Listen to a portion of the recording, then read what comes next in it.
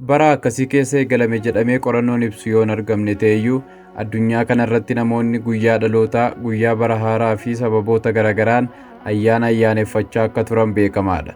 Keessumatti biyyoota akka Misir, Baabiloonii fi Roomaa keessatti ayyaanonni sirna waaqeffannaa waaqa tolfamaatiin kan guutaman ture. Macaafa qulqulluu keessattis Waaqayyo Israa'elootaaf ayyaana muraasa murteessee kennuu isaanii argina.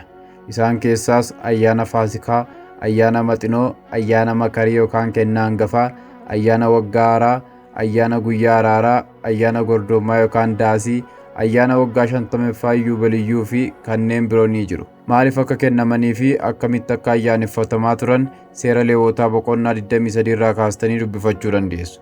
Kanneen keessaa garuu bara kakuu haaraatti darbee kiristaanota yookaan bartoota jalqabaan kabajamaa kan ture tokko illee akka hin jirre hubachuun barbaachisaadha. Kun kan ta'eef ayyaanonni kunneen isa dhufuuf jiru Yesuus Kiristoosin argisiisuuf gaaddidduu ta'anii kan kennaman waan ta'eef. Erga qaamni gaaddidduu sanaa argameen booda gaaddidduu irraa ija buqqifachuu dadhabuun garuu dhukkubadha. Ayyaanonni amantaa kiristaanaatiin kabajaman kanneen akka dhalachuu fi du'aa ka'uu gooftaa keenya Yesuus Kiristoos ija macaafa qulqulluutiin akkamittiin ilaalamu? Gaaffii kanaaf deebii quubsaa macaafa qulqulluu irratti hundoofnee haa kenninu. Gaaffii kanaaf deebii yeroon kennu namoota baay'ee biratti yaada mormii ka'uu akka danda'u shakkiin qabu. Sababni isaas namoonni baay'een dhugaa macaafa qulqulluu irratti utuu hin ta'in bartee mana amantaa irratti hundaa'anii akka deddeebi'an beekamaadha. Kanas ta'e sanas warra fudhataniif deebii macaafa qulqulluu akka armaan gadiitti dhiyeesseera. Ayyaana yaadannoo dhalachuu fi du'aa ka'uu gooftaa keenya Yesuus Kiristoos macaafa qulqulluu keenyaa wal bira qabnee yeroo ilaallu qabxiiwwan armaan gadii hubachuu dandeenya. Tokkoffaa, abboommi Yesuus Kiristoos miti. Bara kakuu haaraatti akka kabajnuuf ayyaanni Yesuus nu abboome yookaan nuuf dhaabe tokkoyyuu hin jiru. Kana jechuun guyyaa dhaloota isaa fi guyyaa du'aa ka'uu isaa dabalatee akka kabajnuuf yookaan akka ayyaaneffannuuf kan Yesuus bartoota isaa abboome tokkoyyuu hin jiru. Kana mannaa irbaata gooftaa akka waliin cabsannuu fi yeroo kana goonuttis yaadannoo isaaf akka godhannu nu barsiisee sirna akkasii nuuf dhaabeera. Lammaffaa, barsiisa ergamootaa miti. Ergamoonni warri aboo guutuu argatanis sirnoota kana kabajaniitu kabachiisanii macaafa qulqulluu keessaa bakka kamittiyyuu hin argitan.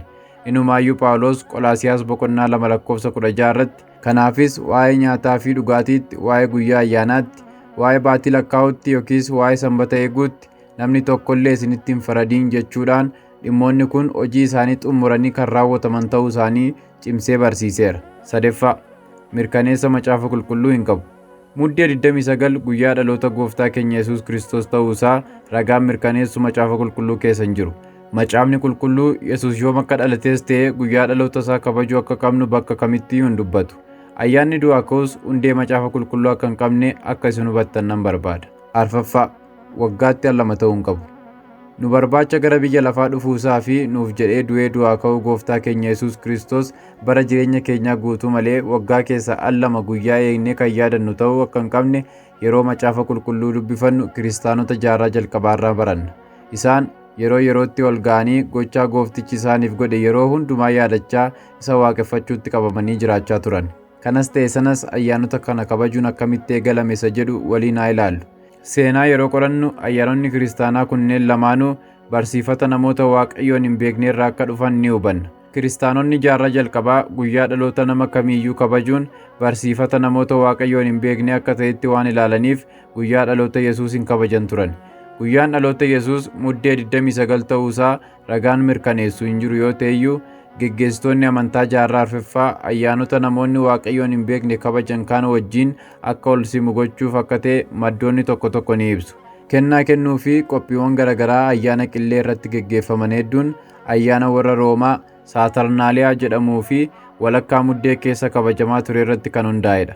Namoota Awurooppaa Waaqayyoon hin beekne gidduutti muka waaqeffachuun baramaa ture. Kun immoo erga isaan kiristaanummaatti jijjiiramaniis itti fufeera. Ayyaana qillee irratti muka balbala dura yookaan mana keessa dhaabuunis isa kanarraa akka dhufe ni dubbatama. Ayyaanni du'aa ka'uus kitaaba qulqulluu irratti kan hundaa'e miti.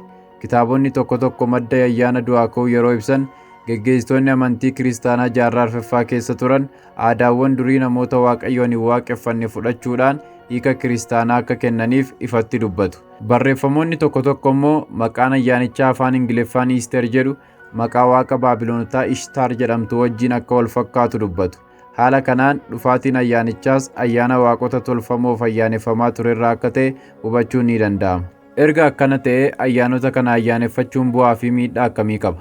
Ayyaanonni kunneen waggaatti al lama qofa yeroo dhufan waan nuuf buusan caalaa waan isaan nu miidhantu caala.